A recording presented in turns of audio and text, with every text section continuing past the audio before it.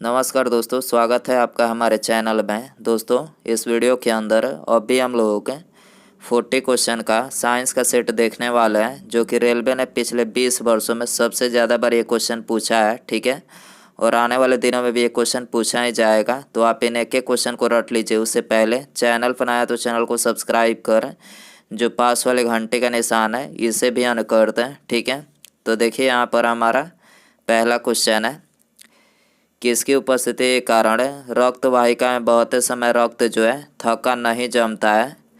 तो देखिए इसे करेक्ट आंसर ऑप्शन ए हो जाएगा। हिपैरिन की उपस्थिति के कारण जो है रक्त वाहिका में बहते समय रक्त जो है ये थक्का नहीं जमता है। ठीक है, इसके अलावा रक्त को थक्का बनाने में कौन सा विटामिन सहायक होता है। तो देखिए विटामिन के जो है सहायक होता है। ठीक है, इसके अलावा रक्त में कौन सी धातु पाई जाती है। तो रक्त में जो है ये लोहा धातु पाई जाती है। ठीक है, और रक्त का जो लाल रंग होता है तो ये किसके कारण होता है। तो ये हीमोग्लोबिन के कारण होता है। ठीक है, क्वेश्चन नंबर 2 है, निम्नलिखित में से कौन है मानव शरीर में न्यूरॉन का हिस्सा नहीं है। तो देखिए इसे करेक्ट आंसर ऑप्शन डी हो जाएगा। बोमन कैप्सूल जो है ये मानव शरीर में न्यूरॉन का हिस्सा नहीं है, और बाकी ये तीनों सेल बॉडी यानी साइटन, डेंड्राइट और एक्सॉन यानी ये तीनों जो है ये मानव शरीर में न्यूरॉन का हिस्सा है। ठीक है, क्वेश्चन नंबर 3 है, निम्नलिखित में से कौन है बैक्टीरिया यानी जीवाणु जनित बीमारी नहीं है। तो देखिए इसे करेक्ट आंसर ऑप्शन डी हो जाएगा। एड्स जो है ये बैक्टीरिया यानी जीवाणु जनित बीमारी नहीं है, बल्कि ये विषाणु यानी वायरस के द्वारा होता है। ठीक है, और बाकी ये तीनों मियादी बुखार, हैजा और तपेदिक यानी ये तीनों जो है ये बैक्टीरिया यानी जीवाणु के द्वारा होता है। ठीक है, क्वेश्चन नंबर 4 है, बच्चों को ट्रिपल एंटीजन यानी डीपीटी किस रोग को रोकने के लिए दी जाती है।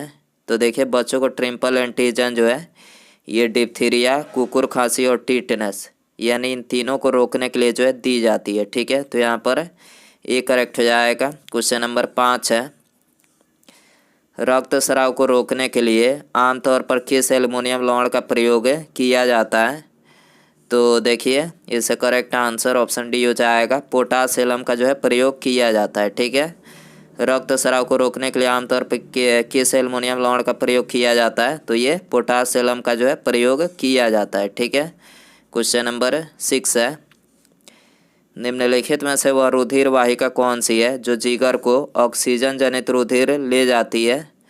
तो देखिए इसे करेक्ट आंसर ऑप्शन बी हो जाएगा। यकृत धमनी जो है ये जिगर को जो है ऑक्सीजन जनित रुधिर ले जाने का कार्य करती है। ठीक है, इसके अलावा सीरा का क्या कार्य होता है। तो देखिए सीरा का जो कार्य होता है तो ये अशुद्ध रक्त को पूरे शरीर से हृदय तक लाने का कार्य करती है। और धमनी का क्या कार्य होता है। तो धमनी का जो कार्य होता है ये शुद्ध रक्त को हृदय से पूरे शरीर तक पहुँचाने का जो है कार्य करती है। ठीक है, क्वेश्चन नंबर 7 है, हृदय और उनकी बीमारियों के अध्ययन से संबंधित विज्ञान को निम्नलिखित में से क्या कहा जाता है। तो देखिए हृदय और उसके बीमारियों के अध्ययन से संबंधित विज्ञान को ये कार्डियोलॉजी जो है बोला जाता है। ठीक है, ये करेक्ट हो जाएगा। इसके अलावा हृदय गतिविधियों के जांच के लिए किसका प्रयोग किया जाता है। तो ईसीजी का जो है प्रयोग किया जाता है। हृदय गतिविधियों के जाँच के लिए किसका प्रयोग किया जाता है। ईसीजी का। ठीक है, और ईईजी का प्रयोग किसके लिए किया जाता है। तो ईईजी का जो प्रयोग किया जाता है तो ये मस्तिष्क के गतिविधियों के जांच के लिए किया जाता है। ठीक है, क्वेश्चन नंबर 8 है, सामान्य वयस्क व्यक्ति के हृदय का वजन लगभग कितना होता है। तो देखिए ये वेरी इंपॉर्टेंट क्वेश्चन है, ये कई बार एग्जाम में पूछा गया है। सामान्य वयस्क व्यक्ति के हृदय का जो वजन होता है तो ये होता है 300 ग्राम का। ठीक है, तो यहाँ पर बी करेक्ट हो जाएगा। इसके अलावा मनुष्य का जो मस्तिष्क होता है तो ये कितने ग्राम का होता है। तो ये 13 से 50 ग्राम से 1400 ग्राम का जो है होता है। ठीक है, क्वेश्चन नंबर 9 है, प्रतिदिन सामान्यतः हमारे हृदय के कपाट यानी बल्ब लगभग कितनी बार खुलते और बंद होते हैं। तो ये प्रतिदिन जो है ये लगभग 1 लाख बार खुलते और बंद होते हैं। ठीक है, बी करेक्ट हो जाएगा। क्वेश्चन नंबर 10 है, निम्नलिखित में से कौन सी ग्रंथि मानव शरीर की एक अंतःस्रावी ग्रंथि है। तो देखिए इससे करेक्ट आंसर ऑप्शन ए हो जाएगा। पीयूष ग्रंथि जो है ये मानव शरीर की एक अंतःस्रावी ग्रंथि है। ठीक है, इसके अलावा पीयूष ग्रंथि को ये मास्टर ग्रंथि के नाम से भी जाना जाता है। ठीक है। क्वेश्चन नंबर 11 है, मानव शरीर में लाल रुधिर कणिकाओं यानी आरबीसी की कमी को निम्नलिखित में से क्या कहा जाता है? तो देखिए आरबीसी की कमी को ये एनीमिया बोला जाता है। ठीक है, सी करेक्ट हो जाएगा। इसके अलावा मानव शरीर में आरबीसी का जो जीवन काल होता है तो ये कितने दिनों का होता है? तो आरबीसी का जीवन काल ये 120 दिनों का होता है। और डब्ल्यूबीसी का जीवन काल कितना होता है? तो ये 2 से 4 दिनों का होता है। ठीक है। क्वेश्चन नंबर 12 है, मानव शरीर में हृदय की धड़कन को उत्तेजित करने वाला हार्मोन कौन सा है? तो देखिए मानव शरीर में हृदय की धड़कन को उत्तेजित करने वाला जो हार्मोन है तो ये है थायरॉक्सिन हार्मोन। ठीक है, ये करेक्ट हो जाएगा। क्वेश्चन नंबर 13 है, निम्नलिखित में से मानव शरीर का वह अंग कौन सा है जो उसमें जल के संतुलन के लिए उत्तरदायी है? तो देखिए इसका करेक्ट आंसर ऑप्शन सी हो जाएगा। गुर्दा जो है ये मानव शरीर में जल संतुलन के लिए जो उत्तरदायी है। ठीक है। क्वेश्चन नंबर 14 है, मानव शरीर में गुर्दे का रोग किसके प्रदूषण से होता है? तो देखिए मानव शरीर में गुर्दे का जो रोग होता है तो ये कैडमियम के प्रदूषण से होता है। ठीक है, ये करेक्ट हो जाएगा। क्वेश्चन नंबर 15 है, निम्नलिखित में से वह अंग कौन सा है जिससे पानी, वसा तथा विभिन्न अपचय कैटाबोलिक अपशिष्ट जो है उत्सर्जित होते रहते हैं? तो देखिए इससे करेक्ट आंसर ऑप्शन ए हो जाएगा। ब्रिक यानी किडनी जो है जिससे पानी, वसा तथा विभिन्न अपचय यानी कैटाबोलिक अपशिष्ट जो है उत्सर्जित होते रहते हैं। ठीक है। क्वेश्चन नंबर 16 है, निर्जलीकरण के दौरान आमतौर पर शरीर से किस पदार्थ की हानि होती है? तो देखिए निर्जलीकरण के दौरान जो है ये शरीर से आमतौर पर सोडियम क्लोराइड पदार्थ की जो है हानि होती है। ठीक है, बी करेक्ट हो जाएगा। क्वेश्चन नंबर 17 है, इंसुलिन में निम्नलिखित में से कौन सी धातु होती है? तो देखिए इंसुलिन में ये जस्ता धातु होती है। ठीक है। इसके अलावा इंसुलिन जो है एक प्रकार का हार्मोन है जिसका निर्माण कहाँ पर होता है? अग्न्याशय में होता है। ठीक है, और अग्न्याशय जो है ये मानव शरीर की दूसरी सबसे बड़ी ग्रंथि है। ठीक है। क्वेश्चन नंबर 18 है, मानव शरीर का कौन सा हिस्सा पीत रस को संग्रहित करता है? तो देखिए इससे करेक्ट आंसर ऑप्शन सी हो जाएगा। मानव शरीर में जो पित्ताशय है तो ये पित्त रस को संग्रहित करता है। ठीक है। क्वेश्चन नंबर 19 है, निम्नलिखित में से कौन सी ग्रंथि सेक्स हार्मोन का स्राव करती है? तो देखिए इसका करेक्ट आंसर ऑप्शन ए हो जाएगा। एंड्रीनल ग्रंथि जो है ये मानव शरीर में सेक्स हार्मोन का जो है स्राव करती है। ठीक है। क्वेश्चन नंबर 20 है,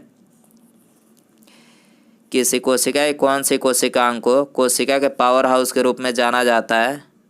तो देखिए कोशिका के पावर हाउस के रूप में ये माइटोकॉन्ड्रिया को जाना जाता है। ठीक है, तो यहाँ पर बी करेक्ट हो जाएगा।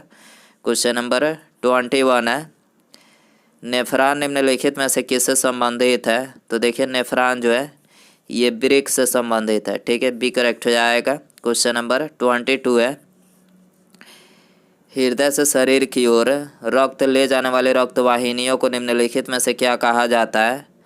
तो देखिए इसको जो है ये धमनी बोला जाता है। ठीक है, हृदय से शरीर की ओर ये तो बता ही चुके हैं कि हृदय से शरीर की ओर रक्त ले जाने वाले रक्त वाहिनी को क्या बोला जाता है?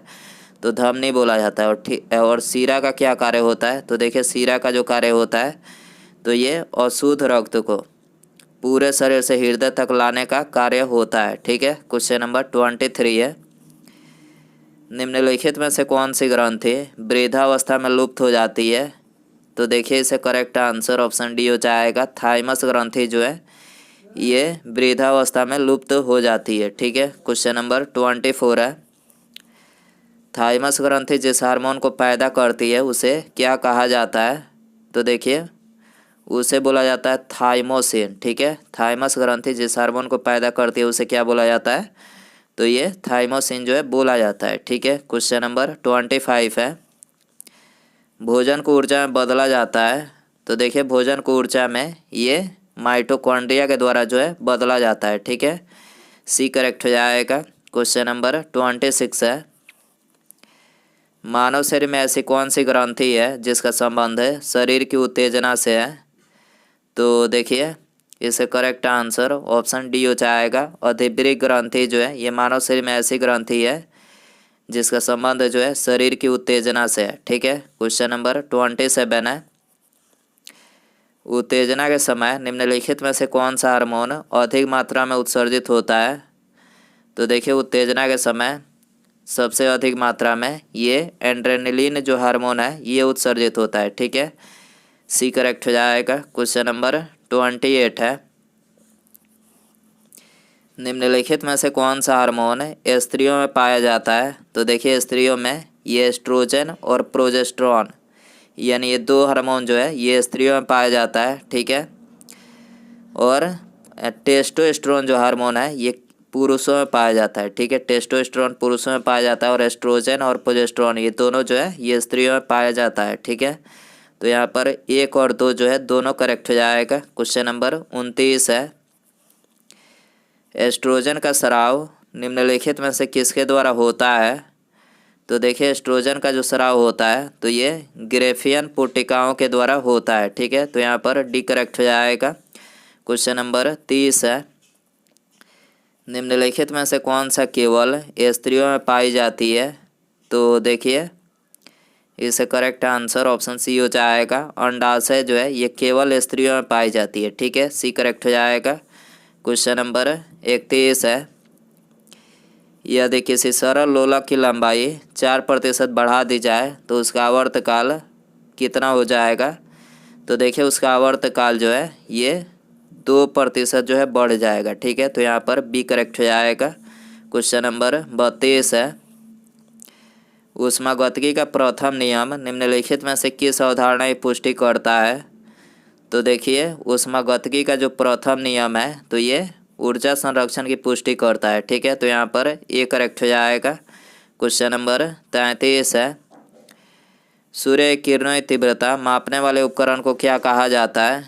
तो देखिए इसको जो है ये बोला जाता है एक्टियोमीटर। ठीक है, सूर्य की किरणों की तीव्रता मापने वाले उपकरण को क्या बोला जाता है? तो एक्टियोमीटर बोला जाता है। ठीक है, कैपिलर्स के द्वारा क्या मापा जाता है?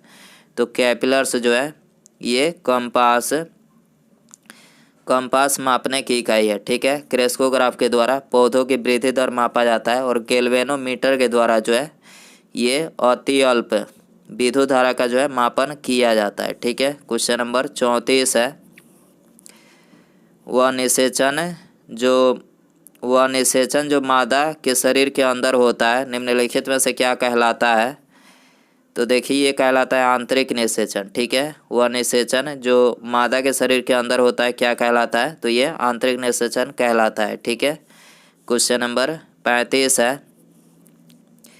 एल्कोहल का उत्पादन किस सूक्ष्मजीव की सहायता से किया जाता है? तो देखिए एल्कोहल का जो उत्पादन किया जाता है तो ये ईस्ट की सहायता से किया जाता है। ठीक है, बी करेक्ट हो जाएगा। क्वेश्चन नंबर 36 है। ब्रेड अथवा इडली फूल जाती है, इसका क्या कारण है? तो देखिए इसका जो कारण है वो है ईस्ट कोशिकाओं में वृद्धि के कारण जो है ब्रेड अथवा इडली जो है फूल जाती है। ठीक है, तो यहाँ पर सी करेक्ट हो जाएगा। क्वेश्चन नंबर 37 है। निम्नलिखित में से कौन मानव मादा जनन तंत्र का भाग नहीं है? तो देखिए इसका करेक्ट आंसर ऑप्शन ए हो जाएगा। शुक्रवाहिका जो है ये मानव मादा जनन तंत्र का जो है भाग नहीं है और बाकी ये तीनों गर्भाशय, डिंबवाहिनी और अंडाशय तीनों जो है ये मानव मादा जनन तंत्र का जो है भाग है। ठीक है, क्वेश्चन नंबर 38 है। पीयूष ग्रंथि से स्रावित होने वाले हार्मोन को क्या कहा जाता है? तो देखिए इसको जो है ये वृद्धि हार्मोन बोला जाता है। ठीक है, पीयूष ग्रंथि से स्रावित होने वाले हार्मोन को क्या बोला जाता है? तो वृद्धि हार्मोन जो है बोला जाता है। ठीक है, क्वेश्चन नंबर 39 है। दांत के रोगों का अध्ययन विज्ञान के किस शाखा के अंतर्गत किया जाता है?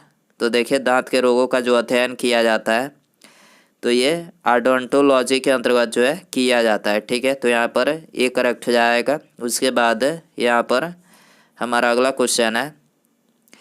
आँख का रोग विज्ञान के किस शाखा के अंतर्गत आते हैं? तो देखिए यहाँ पर आपको 4 ऑप्शन दिया गया है। तो दोस्तों आप इसका आंसर जो है कमेंट बॉक्स में ज़रूर बताएं। वीडियो पसंद आए तो वीडियो को लाइक ज़रूर करें। चैनल पर नया तो चैनल को सब्सक्राइब और पास में जो घंटे का निशान है इसे भी ऑन कर दें। ठीक है, मिलते हैं अगले